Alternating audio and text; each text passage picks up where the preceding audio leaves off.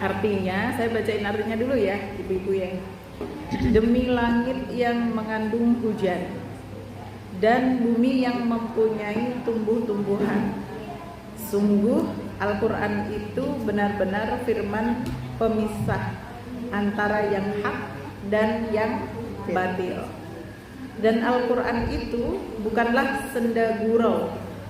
Sungguh mereka, orang kafir, merencanakan tipu daya yang jahat, dan aku pun membuat rencana tipu daya yang jitu. Karena itu berilah penangguhan kepada orang-orang kafir, berilah mereka kesempatan untuk sementara waktu. Begitu artinya. Paham Bu? Paham belum? Belum. Kalau belum paham, iya kita lanjut. Kalau ibu bilang paham, udah selesai. Ulangnya saja. Ya. Baik. Ibu-ibu yang saya cintai karena Allah, alhamdulillah di bulan yang mulia ini ya, di Dzulhijjah, kita bisa memaksimalkan waktu kita untuk bertadabbur ya. Dengan ayat-ayat Allah Subhanahu wa taala, kita bisa ngaji, kita bisa tilawah, kita bisa bermajelis ya. Mudah-mudahan ini salah satu bentuk bahwa kita menghabiskan waktu di Dzulhijjah ini dengan sebaik-baik pekerjaan dan sebaik-baik amal. Dan mudah-mudahan Allah mencintai amal kita, mencintai taklim kita, mencintai tadabbur kita. Karena Rasulullah SAW bersabda yang artinya tidaklah suatu amalan itu lebih dicintai oleh Allah Subhanahu wa taala ya yang dilakukan kecuali amalan yang dilakukan di bulan awalnya Dzulhijjah. Jadi artinya kalau kemarin kita ngaji kita di bulan ini itu lebih dicintai oleh Allah Subhanahu wa taala dibandingkan dengan bulan-bulan selain ini. Kalau kita beramal soleh di bulan-bulan ini, di hari-hari ini, itu artinya amal-amal soleh kita lebih dicintai dibandingkan yang kemarin. Bukan berarti yang kemarin tidak dicintai oleh Allah Subhanahu wa taala. Kan ada kalimat cinta dan cinta banget. Ya kan? Iya. Sayang dan sayang banget, seneng dan seneng banget, betul kan Bu? Nah, amal yang dilakukan di hari-hari ini itu yang pakai banget tadi Bu, gitu. Dicintai banget, disayangi banget, disenangi banget. Bukan cuman sekedar seneng saja, bukan cuman sekedar cinta saja. Bukan sekadar apa Bu, suka saja, tapi banget dicintai. Kita aja kalau lagi menyukai sesuatu yang pakai banget itu ekspresi kita beda, benar ya? Beda. Jadi kalau kita seneng itu gitu kan. Tapi kalau seneng banget,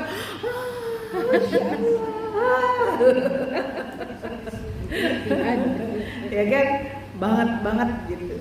Ya, jadi hari-hari ini Allah tuh sangat mencintai amal soleh yang dilakukan oleh hamba-Nya. Jadi bebas amalnya apa Ustazah? Apa saja, ya, apa saja amalan yang membuat Allah suka itu lebih disukai lagi di amalannya. Apa saja, mau yang hobi puasa silahkan puasa, ya kan Bu ya? Yang hobinya ngaji, baca Quran, ngaji, baca Quran. Yang hobinya sholat, hobinya sedekah, lebih banyakin lagi gitu di bulan ini. Dan yang paling utama ibadah di bulan ini adalah ibadah kurban, gitu ya. Udah siap Bu? Udah siap mau beribadah kurban atau udah siap menerima kurban? Siap berkurban atau siap menerima daging kurban? Siap berkurban apa nih? Kurban sapi, kurban kambing, apa kurban perasa? Sapi lah. Sapi lah Bu, gitu masa korban perasaan ya. Masya Allah, alhamdulillah. Mudah-mudahan Allah kasih lapang rizki kita semuanya. Dibukakan pintu rizki selebar-lebarnya. Dikasih yang banyak rizkinya, berkah banyak, melimpah, ya Bu ya. Sehingga kita bisa berkurban dengan sebaik-baik kurban. Amin ya Rabbal alamin. Oke. Sekarang kita masuk pada ayat-ayat yang tadi kita baca, yaitu surat At-Tariq ayat 11 sampai ayat 17. Apa yang Allah sampaikan? Was-samaa'i dzatir wajh. Ya. Ini Allah bersumpah Bu. Kalau kemarin juga di dalam surat At-Tariq yang di ayat 1 sampai dengan ayat 10 juga bahasanya diawali dengan sumpah. Was-samaa'i wat-tariq wa ma adraka mat-tariq.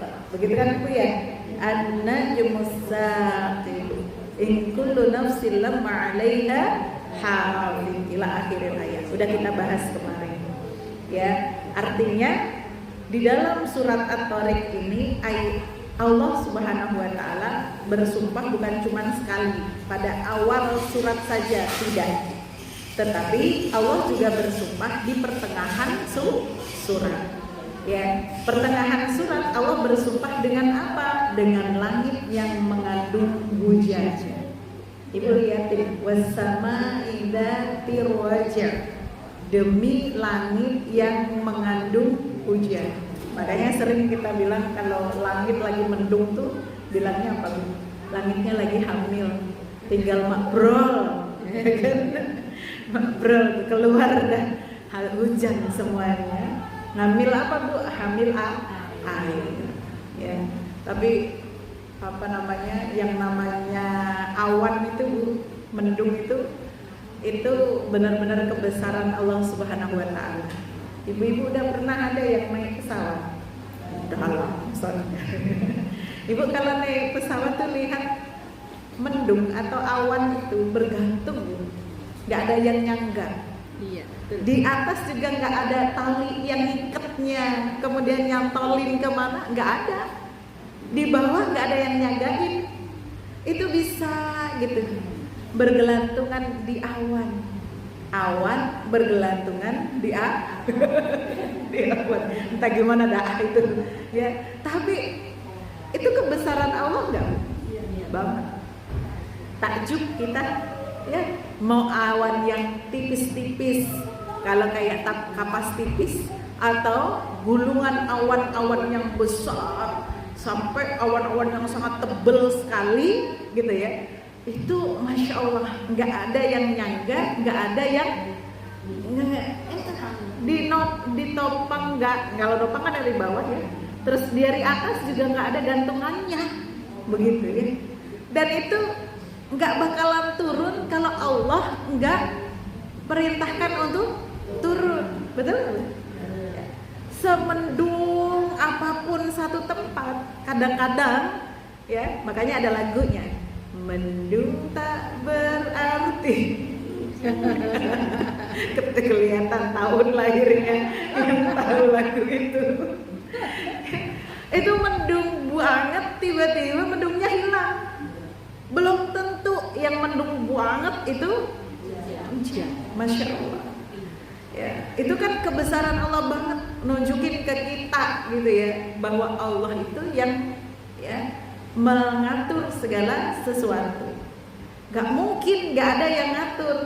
Sama kayak ya, kalau yang di sini hujan belum tentu tuh di sana hujan juga. Betul nggak? Pernah ada satu tempat kita di sini di kehujanan. Ke situ sebelah 1 meter aja itu kering, kerontang. Betul nggak? Masya Allah. Itu menunjukkan kebesaran Allah Subhanahu wa ta'ala. Makanya kalau kita berbicara tentang masalah penciptaan Allah alam semesta ini ya, itu menebalkan lagi keimanan kita. Wal ardi dzatis sad', kata Allah Subhanahu wa ta'ala, dan demi bumi yang mempunyai tumbuh-tumbuhan. Ya, jadi tumbuh-tumbuhan itu Bu hanya adanya di bumi, di planet lain nggak ada. Makanya ibu-ibu nggak usah percaya sama film, ya kan? Film-film yang gambarin kalau di planet lain itu ya ada air, ada apalagi Bu, tumbuh-tumbuhan, ada binatang macam-macam dan sebagainya, gitu kan? Kalau makhluk Allah, wallahu a'lam bishawab, ya di mana-mana dan dimensinya macam-macam. Tapi kalau yang ada kehidupan sebagaimana kehidupan manusia, sebagaimana kehidupan yang di bumi, itu hanya di bumi saja. Yang ada air, ada tumbuhan, ada manusianya, ada oksigennya, itu bumi saja. Begitu. Ya. Ini bumi yang dibentangkan oleh Allah Subhanahu wa taala, disiapkan segala macam sesuatunya untuk manusia. Bumi, tumbuhan, segala sesuatunya yang ada di bumi itu untuk siapa Bu? Untuk kita loh, untuk manusia.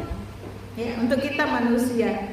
Ya. Dan kalau kita belajar tentang tumbuhan itu Bu, masya Allah, ya Allah ya Rabbi. Ya, itu masya Allah Bu, itu jenisnya banyak banget, nget. Benar nggak? Itu banyaknya tuh pakai banget gitu loh. Jadi satu jenis tumbuhan, ya satu jenis saja bunga, misalnya bunga aglaonema aja yang lagi rame gitu kan, yang suka jadi koleksi orang. Itu jenis aglaonema tuh banyak banget ya Bu, banget ya. Atau tumbuhan aglaonema ya, aglaonema. Aglaonema ketahuan banget ya. Orang apa ini? Ya atau yang gampang kita lihat pisang aja deh, pisang. Betul Bu? Iya. Pisang itu ada berapa jenis Bu? Pisangnya? Banyak. Ya. Jadi satu tumbuhan itu banyak jenisnya. Satu kita sebut rambutan aja, ternyata rambutan itu pun bermacam-macam. Mangga bermacam-macam. Terus apa lagi Bu? Pokoknya semua Allah tuh menciptakan, enggak cuman satu mangga ya mangga itu, enggak gitu ternyata. Allah menciptakan berjenis, bermutanawiah gitu bahasanya. Ya, macam-macam. Ya kan? Dari mulai tumbuhan yang sekedar tumbuhan ya liar sampai tumbuhan-tumbuhan yang punya manfaat secara langsung, ya itu masya Allah luar biasa. Rumput aja macam-macam ya Bu ya. Ada yang rumput Jepang, rumput gajah, rumput apa Bu?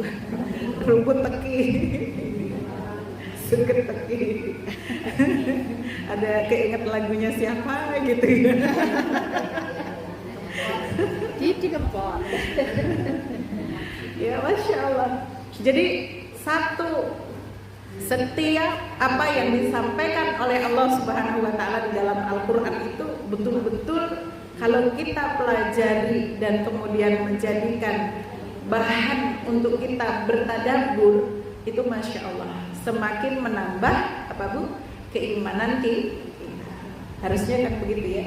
Kemudian kenapa dan ada apa sih gitu ya? Allah Subhanahu wa taala bersumpah dengan dua hal tadi, yaitu dengan as-sama'i dzatir rajul wal ardi dzatis sadr. Maka Allah ini jawab sumpahnya, innahu laqaulun fasl wa ma huwa bil hazl innahum yakiduna kaida wa akidu kaida famahilil kafirina amhilhum ruwaida.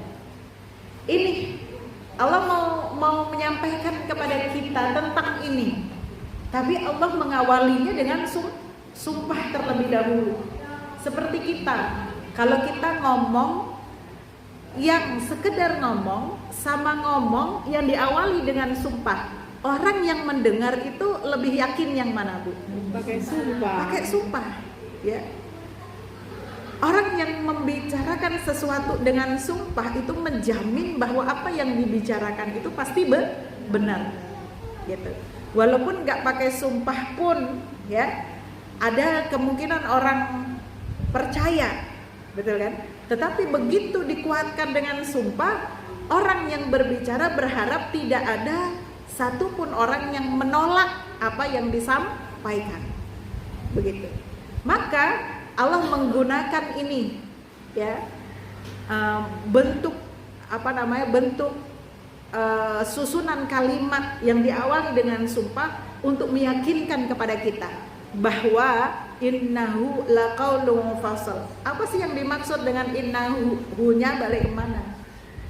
Ya, artinya bahwa sesungguhnya Al-Quran itu benar. Berarti kita lagi ngomongin apa ini? Allah lagi ngomongin apa? Membicarakan Al-Quran. Bahwa Al-Quran itu, ya kan, adalah benar-benar firman pemisah. Faslun, pemisah artinya. Pemisah yang bagaimana? Ya, yang memisahkan yang hak dengan yang batil. Ya. Kita tahu sesuatu yang benar, kita tahu sesuatu yang tidak benar, kita tahu sesuatu yang hak dan kita tahu sesuatu itu batil dari mana? Al-Quran, sumber pengetahuan kita tentang mana yang hak dan mana yang batil. Ya. Fasl sama dengan kalau kita bilang furqan. Furqan itu ya pembeda, yang membedakan mana yang hak dan membedakan mana yang batil. Maka Al-Quran itu bukan sekedar omong kosong, bukan sekedar ya kata-kata manusia atau kata-kata yang disusun. Ini kata-kata atau ini benar-benar kalamullah, ya kan, kalimat Allah Subhanahu wa Ta'ala yang disampaikan oleh Allah Subhanahu wa Ta'ala melalui malaikat Jibril kepada Nabi Muhammad sallallahu alaihi wasallam. Kucingnya pengen ngaji ya. Iya.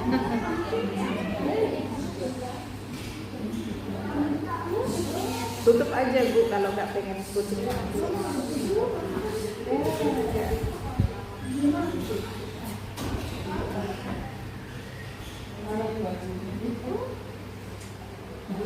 Nah, di sini Allah juga mensifati Al-Quran ini tadi dikatakan faslon ya Bu ya, pemisah antara yang hak dengan yang batil. Kemudian wa ma huwa bil hazl, ya, Al-Quran itu bukanlah senda gurau, bukan bercandaan, bukan kalimat yang bisa kita pakai untuk permainan, gitu ya.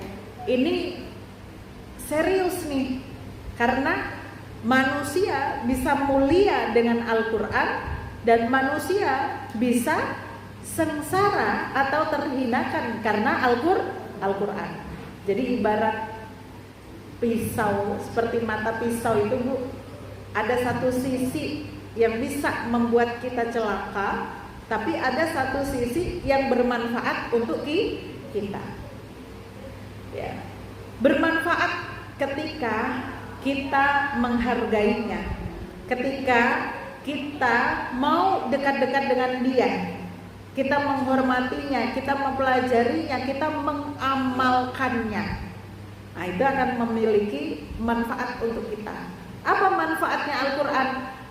Bukan hanya sekedar sebagai furqan, sebagai fasal, bukan hanya sebagai hidayah, tapi Al-Quran memiliki satu lagi kelebihan, yaitu memberikan syafaat kepada kita. Syafaatnya bukan hanya ketika ya kita nanti dibangkitkan oleh Allah Subhanahu wa Ta'ala, tapi dalam kehidupan kita. Hidup kita menjadi berkah karena banyaknya kita ya mendekat dengan Al-Quran. Ya. Berkahnya seperti apa? Ketenangan jiwa, ketenangan batin, betul ya Bu? Ya, kita bisa mengelola emosi kita, ya kan? Masa sih kita dengan Al-Quran bisa mengelola emosi? Buktikan saja kalau nggak percaya, kan begitu ya? Ketika kita, hati kita, jiwa kita penuhi dengan Al-Quran, banyak kita ajak untuk membaca Al-Quran, banyak kita ajak untuk memurojaah, berzikir dengan Al-Quran, maka insya Allah jiwa kita itu akan semakin dikasih apa? Ketenangan oleh Allah Subhanahu wa Ta'ala. Tanzilu alaihimus sakinah, diturunkan ketenangan kepada hamba-hamba Allah Subhanahu wa Ta'ala. Begitu Bu. Berarti kalau selama ini saya banyak nggak tenangnya, bisa jadi karena jauh dari Al-Quran, bisa jadi ya. Dan hidup kita penuh dengan keberkahan. Berkah itu Bu, bukan hanya karena nominal angka, berapa harta banyaknya, tidak. Tetapi keberkahan hidup itu adalah ketika kita memiliki ketenangan dalam kehidupan kita, tidak ada perasaan takut dan khawatir dengan masa depan kita, tidak ada perasaan ya kita seperti tergesa-gesa harus seperti apa dalam kehidupan kita. Kita tenang, ada yang menjamin Allah Subhanahu wa Ta'ala. Kita tenang bisa beribadah kepada Allah Subhanahu wa Ta'ala, diri sehat, anak-anak kita juga ya, anak-anak yang bisa menjadi qurratu a'yun bagi kita dan masyarakat. Itu ciri keberkahan. Bukan hanya bermanfaat untuk diri sendiri atau keluarga, tapi keluarga kita bisa bermanfaat untuk orang lain. Ya, tetangga kita merasakan keberadaan kita. Ya, teman-teman kita ngerasain betapa kalau temenan sama kita itu vibes-nya, ya, apa tuh vibes-nya tuh, ya. Berasanya gitu ya. Itu adalah kebaikan. Nariknya kepada kebaikan. Nah, itu ciri yang berkah. Kemudian nanti dikubur, Al-Quran itu akan menjaga kita. Jasad kita dijaga oleh Al-Quran. Dari apa? Dari siksa kubur. Al-Quran akan menjelma untuk kita sebagai teman, seperti teman tidur yang menemani kita sepanjang kita ada di alam kubur. Masya Allah. Ya, maka para sahibul Quran atau orang yang senantiasa selama di dunianya dia bersama dengan Al-Quran, ketika dikubur dia seolah-olah seperti pengantin baru. Waduh, udah langsung mikirin kapan pengantin baru, ngerasain ke pengantin baru tahun berapa, 10 tahun yang lalu gitu ya. Puluhan tahun ya. Jadi masih ingat gak Bu memori kenangan dulu waktu kayak kita jadi pengantin baru tuh, seolah-olah malam itu apa? Cepat berlalu. Gak berasa dalam kubur kita. Tiba-tiba kita dibangkitkan. Begitu kita dibangkitkan oleh Allah Subhanahu wa Ta'ala, Al-Quran datang kepada kita untuk menjadi cahaya lampu penerang bagi diri kita.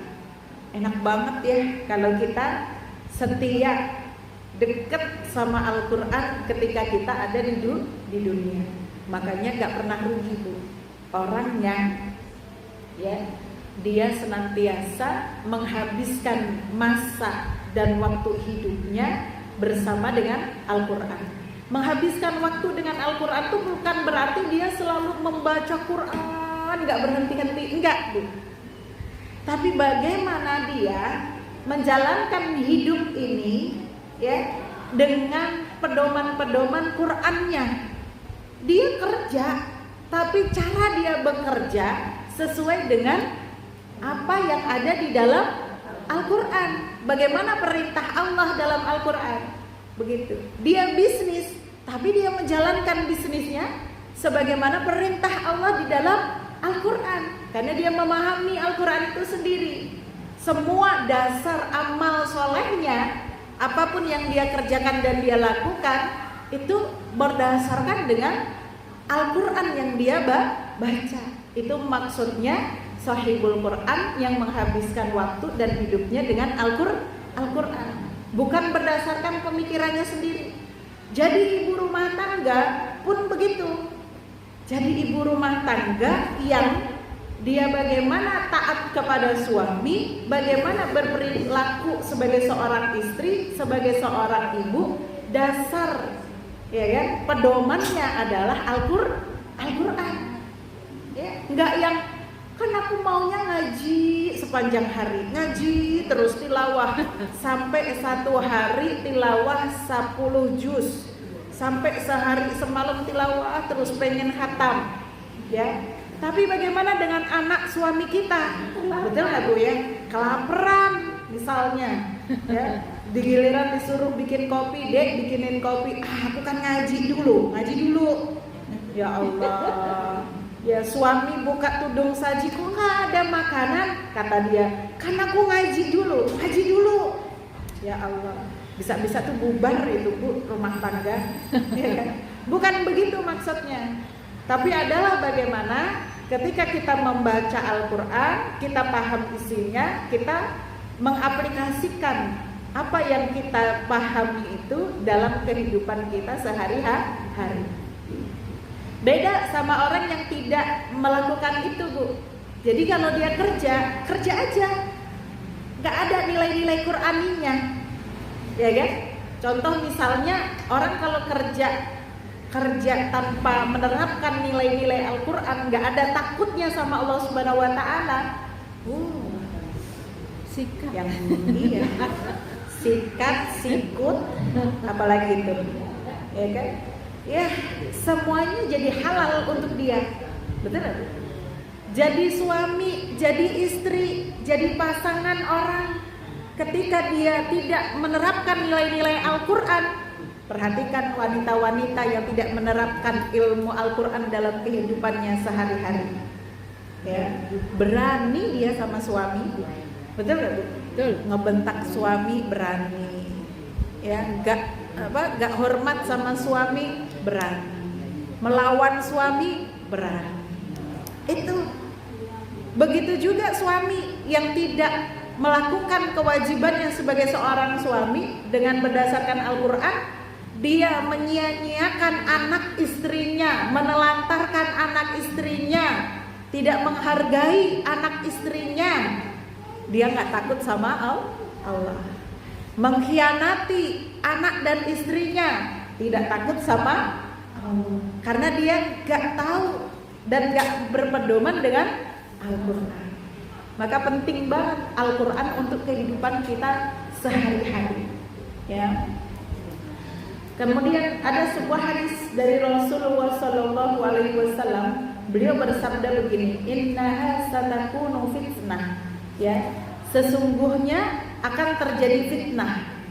Kemudian sahabat Ali radhiyallahu anhu yang meriwayatkan hadis ini, yang dengar langsung dari Rasulullah SAW berkata, "Famal makhraju minha ya Rasulullah?" Ya, kata Ali, "Wahai Rasulullah, apa jalan keluar dari fitnah tersebut?" Ya Bu. Kemudian Rasulullah bersabda, qala kitabullah fihi naba'u man qablakum wa khairu ma ba'dakum. Ya. Yang menjadi solusi dalam permasalahan atau dalam fitnah kita, fitnah itu ujian Bu. Ujian yang berat di dalam Al-Qur'an itu disebut fitnah. Ya, atau gonjang-ganjingnya hidup itu disebut dengan fitnah. Sulitnya hidup itu fitnah. Segala macam derita yang dirasa di dunia itu disebut fitnah.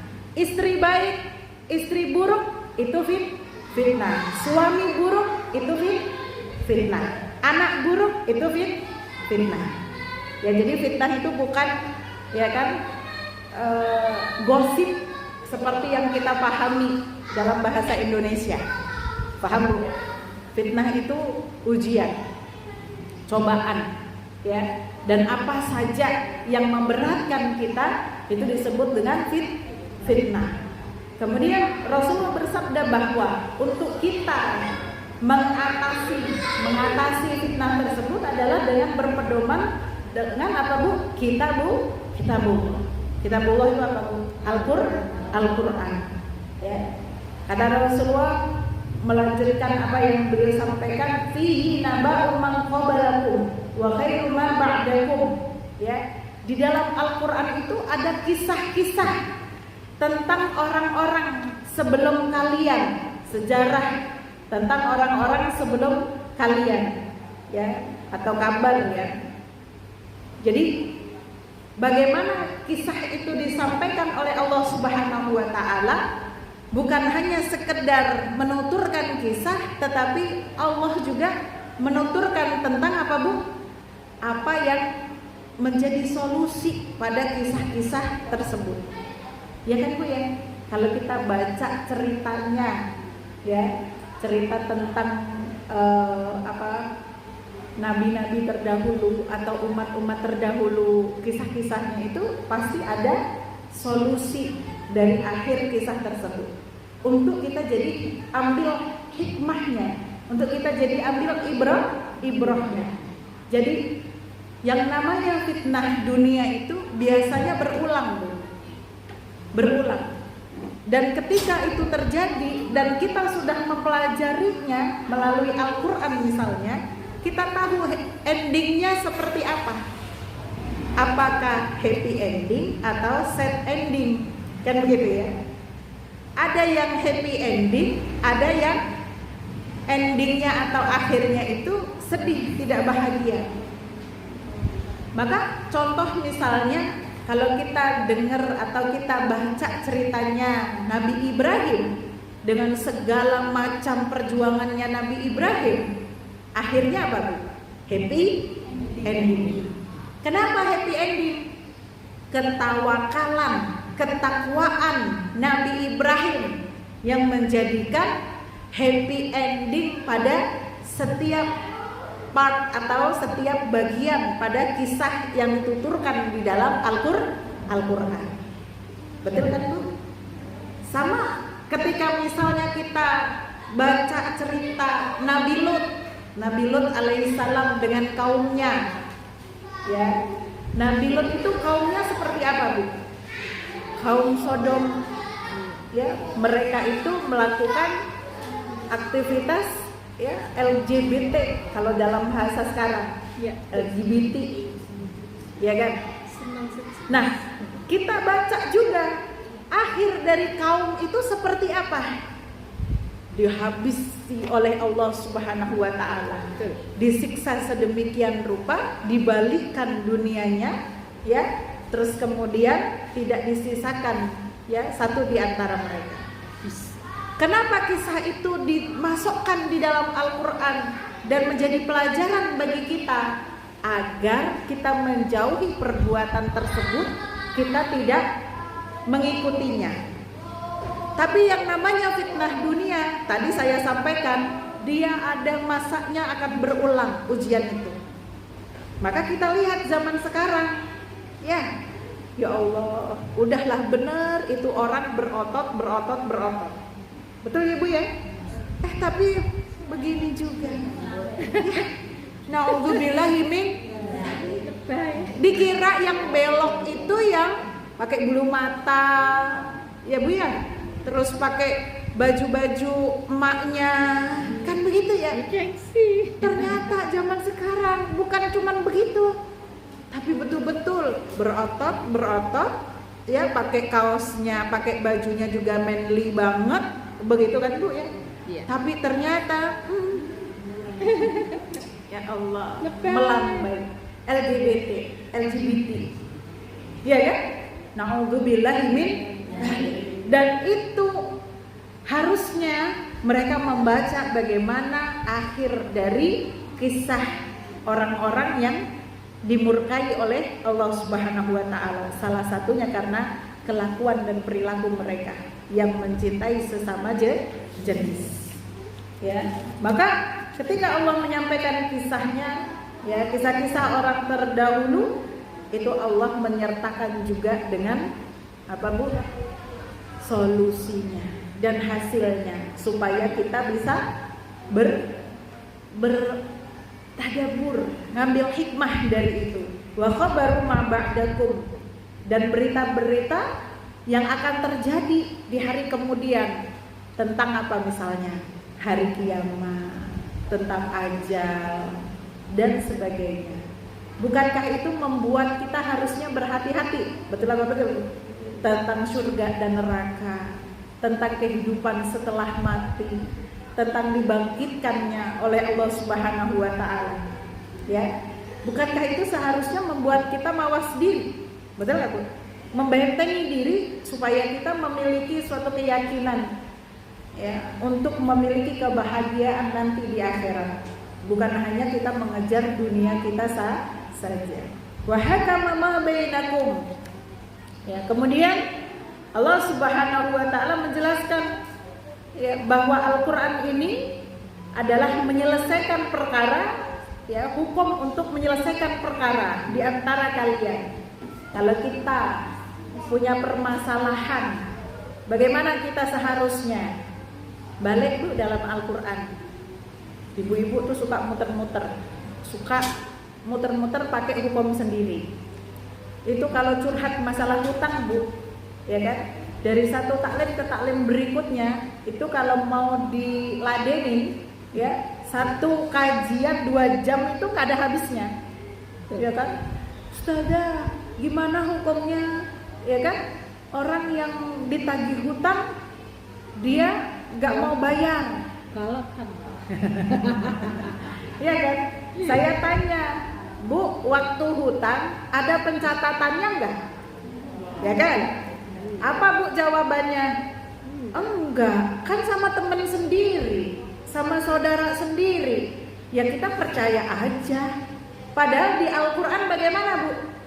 Kalau kalian ada hutang piutang, harus ada yang mencatat. Harus ada catatannya. Kenapa? Karena Allah Subhanahu wa taala menghargai betul tentang masalah kepemilikan, harta kepemilikan kita. Gak boleh diambil secara zalim. Tapi hukum itu harus ditegakkan. Jadi kalau kita berbicara untuk mengambil hak dan menunaikan kewajiban, kita berbicara masalah hukum. Kalau kita sudah berbicara masalah hukum, kita itu butuh yang namanya bukti. Paham, Bu? Kalau ibu nggak ada buktinya, bagaimana kemudian, gitu kan ya?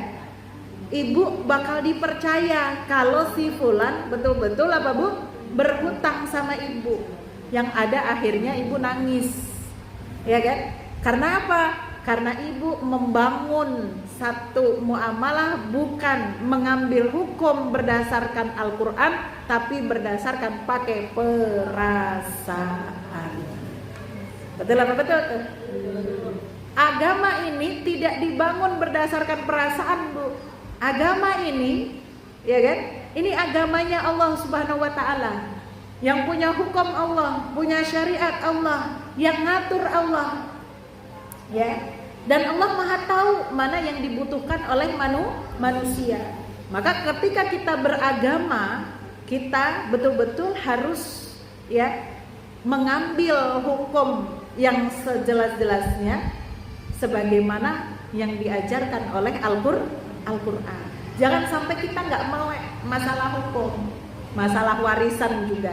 Baru kemarin ada yang curhat sama saya, ya Ustazah, ini ibu saya tiba-tiba nikah lagi, sementara harta warisan peninggalan bapak itu tidak kita bagi, belum dibagi, ditangguhkan karena kita nggak mau berantem sama ibu. Nah kalau kayak gitu gimana, Bu? Repot gak? Repot kan? Ujung-ujung ada suami ibunya yang baru, ya anaknya udah dewasa semuanya, ibunya menguasai rumah peninggalan, menguasai usaha, bahkan itu sebenarnya usaha almarhum, harusnya kan dibagi. Coba bayangin kalau udah dibagi dulu setelah suaminya meninggal, harta warisan dibagi, selesai. Ibunya dapat, ya kan, istrinya ini dapat 1/8, maka terserah dia 1/8 dari harta tadi, mau dia nikah lagi, mau dia kayak gimana, betul ya Bu ya? Ini nggak masalah nih anak-anaknya dan rela ikhlas saja, betul apa betul tuh? Tapi kasus terjadi sering nggak kayak gini? Sering banget dengan alasan tadi nggak enak mau bagi warisan, kan bapak masih ada, kan ibu masih ada, Tiba-tiba ibunya atau bapaknya minta nikah, ya kan? Ya kalau nikahnya sama orang yang lebih kaya dari almarhum, kita nggak ketar-ketir, betul apa betul? Ya, tapi kalau mohon maaf nih, nikahnya sama orang yang cuma bawa badan doang, nah, kan? Ini kan jadi masalah, betul nggak? Ya, maka saya balik lagi bilang, itu hukum Islam jangan dilakukannya atau dijalankan berdasarkan perasaan, jangan. Kita beragama itu berdasarkan hukum Allah. Kan kalau kita udah kebagian harta warisan kan ikhlas-ikhlas aja, Bu. Ibunya menikah lagi, betul apa betul? Yang nggak jadi ikhlas itu kan karena ada hak kita yang ada di situ belum dibagikan. Itu kan harta bapak aku. Masa iya dinikmatin laki-laki lain? Ya, siapa yang ikhlas? Nah, itulah kenapa tetap, Bu, hukum Allah tuh pasti benernya. Percaya deh sama Allah. Jangan main pakai apa, Bu? Pikiran sendiri. Tapi gimana Ustazah sekarang nih, kita masuk saudara kita hutang, kita mesti harus pakai surat perjanjian. Gak enak atuh Ustazah gitu ya. Bu, apalagi zaman sekarang, zaman mah udah canggih, ya kan? Ibu kan kalau ngutangin pakai transfer kan? Ya, nah bukti transfernya di screenshot, dikasih keterangan, hutang si fulan, tanggal sekian mau dibayar, kasih keterangan begitu, save, simpen Bu di Google Drive, kan begitu, ya, di share ke dia sekalian, itu bukti. Jangan sampai nggak ada bukti sama sekali, karena itulah yang nanti menjadi pijakan kita untuk apa? Memperjuangkan haknya kita. Betul Ibu ya, itu jangan jangan pakai perasaan, tapi pakai bagaimana hukum Allah. Ya, ini dalam permasalahan sedikit aja yang tadi dicontohkan itu udah rilis banget sama kehidupan kita sehari-hari, betul apa betul? Ya, kita suka nggak enak, mau nagih nggak enak, ya boro-boro mau ini gitu ya, nagih aja nggak enak, kita boro-boro mau minta catatan erek-erek utangnya gitu kan, tambah nggak enak lagi gitu, ya. Maka Allah udah punya jalan, udah punya cara untuk kita. Wa mani betago mantarakahum min jabbarin qasamahullah, kata Rasulullah sallallahu alaihi wasallam, ya. Kemudian orang-orang yang mantarakahum meninggalkan Al-Qur'an dari kalangan para diktator gitu ya, maka Allah akan menghancurkan mereka, ya. Wa man ibtagha al-huda fi ghairihi adallahullah. Ya, kalau Al-Qur'an itu ditinggalkan, maka Allah akan menyesatkan mereka kan Bu ya, menghancurkan mereka. Begitu juga barang siapa yang menginginkan petunjuk dari selain Al-Qur'an, maka Allah akan menyesatkannya.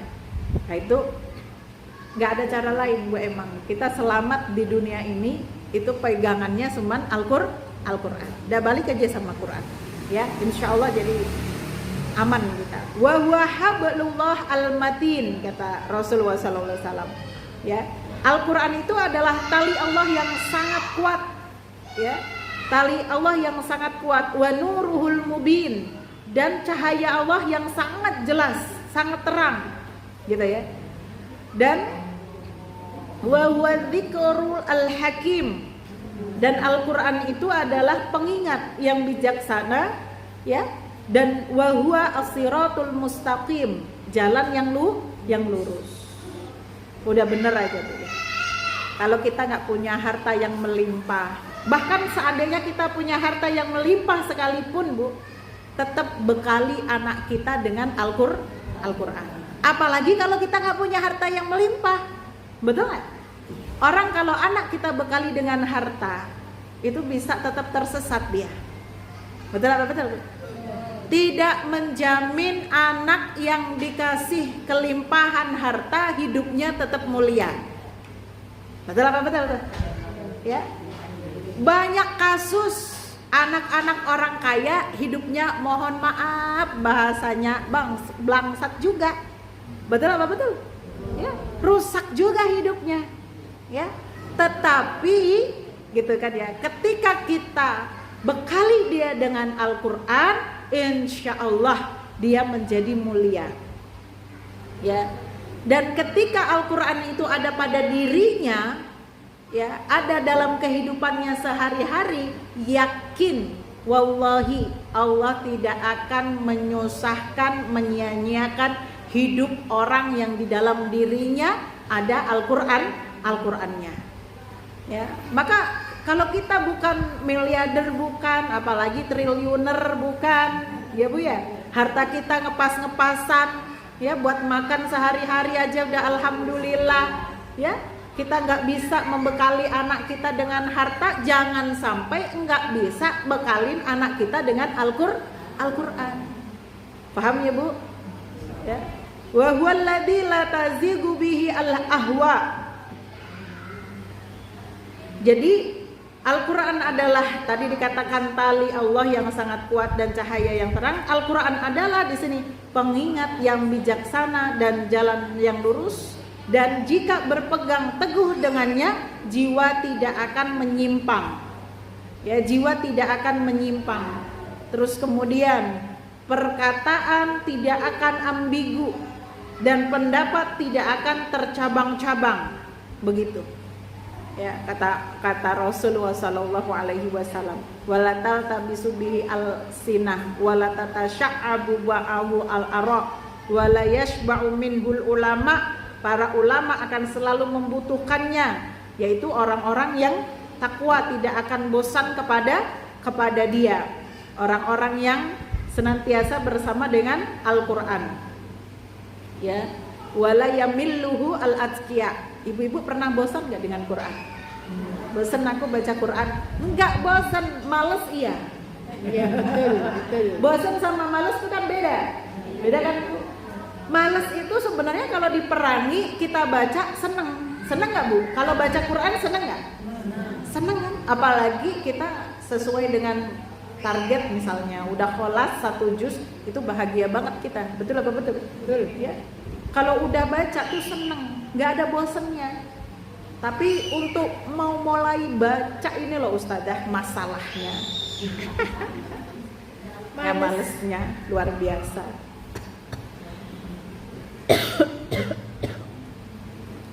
Wala yakhluqu ala kasratir rad. Ya.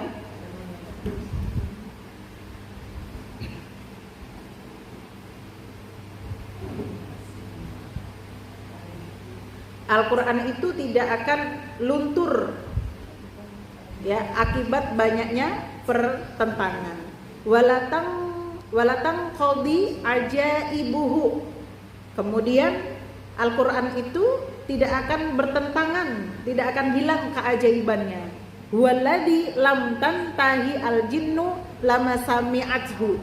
Ya, dia Al-Qur'an itu yang membuat jin itu takjub. Ya, takjub dengan ketika mendengarkannya. Bahkan ini bangsa jin, Bu ya.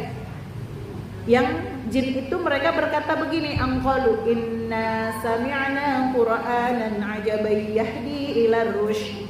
Kata jin, sesungguhnya kami telah mendengar Al-Qur'an yang menakjubkan, yang menunjukkan kepada jalan yang benar. Surat Jin ayat 1 sampai 2. Maka man alima ilmahu sabaqa. Barang siapa mengetahui ilmu yang terkandung di dalam Al-Qur'an, maka dia akan unggul. Ya, wa man qala bihi shadaqa. Barang siapa yang dia berbicara dengan Al-Qur'an, maka perkataannya atau pembicaraannya pasti benar. Wa man hakama bihi adalah. Barang siapa yang memutuskan atau mengambil hukum dengan Al-Qur'an, pasti dia orang yang atau pasti putusannya itu adil. Wa man amila bihi ujira. Dan barang siapa yang beramal dengan Al-Qur'an, pasti dia memiliki pahala. Ya, wa man da'a ilaihi hudiya ila siratim mustaqim. Dan barang siapa ya yang berdakwah untuk mengamalkannya, maka dia akan diberi hidayah di jalan yang lurus. Itulah Al-Qur'an, Bu. Itu yang menyampaikan itu Rasulullah SAW. Dan kalau Rasulullah sudah menyampaikan, pasti benernya. Ya, jangan sampai kita nggak percaya. Maka kalau segala macam obat pada permasalahan kita, pada penyakit kita, pada hidup kita, itu kita tuh orang muslim, ya. Sebelum kita nyari apa-apa obat yang lain, cari dulu Quran. Apa kata Quran? Ruwet, Bu, hidup saya. Apa kata Allah? "Man yattaqillah yaj'al lahu makhraja." Orang yang bertakwa, Allah pasti kasih jalan keluar pada permasalahannya. Tambahin takwanya. Takwa kita itu bakal ngurai keruwetan hidup kita. Ya kan, Bu? Tambahin takwanya. Tambahin kebaikan kita sama Allah. Ukuran takwa kita adalah bagaimana kita banyak berinteraksi dengan Al-Qur'an. Baca, pahami, tadaburi, amalkan. Insya Allah makin lama orang kalau betul-betul dengan keikhlasan hati merendahkan diri, tawadhu dia di hadapan Allah Subhanahu wa taala dengan Al-Qur'annya, itu semakin lama semakin hari dia akan semakin dewasa, semakin matang, semakin tenang hidupnya. Percaya enggak, Bu? Percaya. Karena kita udah membuktikannya. Ya, karena kita udah membuktikannya. Kita tuh nggak percaya karena kalau kita mau, jangankan mau membuktikannya, deket-deket aja enggak.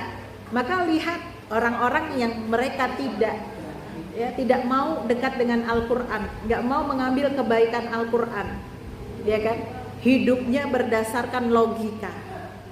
Terus kemudian bagaimana orang yang seperti itu? Innahum yakiduna kaida, kata Allah Subhanahu wa taala. Orang yang tidak percaya dengan Al-Qur'an, ya, dia memiliki tipu dayanya sendiri. Dia tipu daya, menipu siapa? Menipu daya dirinya dan Allah. Dia tipu, ya. Dia berargumen macam-macam, membangun narasi-narasi seolah-olah dia benar. Dia mengandalkan logikanya, mengandalkan pemikirannya yang entah dan bagaimana nafsunya. Dia kejar itu, ya. Maka apa yang yang Allah balas kepada mereka, kata Allah, ya, wa akidu kaida, ya. Mereka punya tipu daya yang buruk, tapi Allah punya tipu daya untuk mereka. Apa tipu daya Allah untuk mereka? Perhatikan, Ibu, tipu daya Allah untuk mereka itu adalah, ya, istidraj. Tahu, Bu, istilah istidraj? Istidraj itu seolah-olah dia itu, ya, dikasih kenikmatan oleh Allah Subhanahu wa taala, seolah-olah dia mulia, padahal sejatinya itu Allah sedang mempermainkan dia. Perhatiin orang-orang kafir yang enggak beriman sama Allah, enggak mau beriman sama Al-Qur'an, ya kan? Dia hidup menggunakan logika dan akalnya, dia jauhkan dirinya dari Allah Subhanahu wa taala, mendewa-dewakan akal dan pikirannya, ya. Dia bilang apa ketika dia udah sukses? Aku sukses karena aku begini. Betul gak? Aku sukses karena aku melakukan ini itu gitu. Kamu gak sukses karena kamu gak begini gak begitu, ya kan? Ya. Kita gak usah protes sama Allah. Ya Allah, itu orang kafir, walaupun dia berusaha seperti itu, tapi kok dikasih nikmat, dikasih kesuksesan. Gak usah, Bu, kita protes sama Allah begitu. Gak usah iri juga sama mereka. Kenapa? Itu yang disebut istidraj sama Allah, ya. Ditipu. Mereka ditipu dengan apa? Dengan harta. Ditipu dengan harta, ditipu dengan dunia, ditipu dengan kedudukan, ditipu dengan, ya, penghormatan orang-orang yang semu. Ya. Apakah itu membuat mereka semakin sadar kepada Allah? Tidak. Itu istidraj.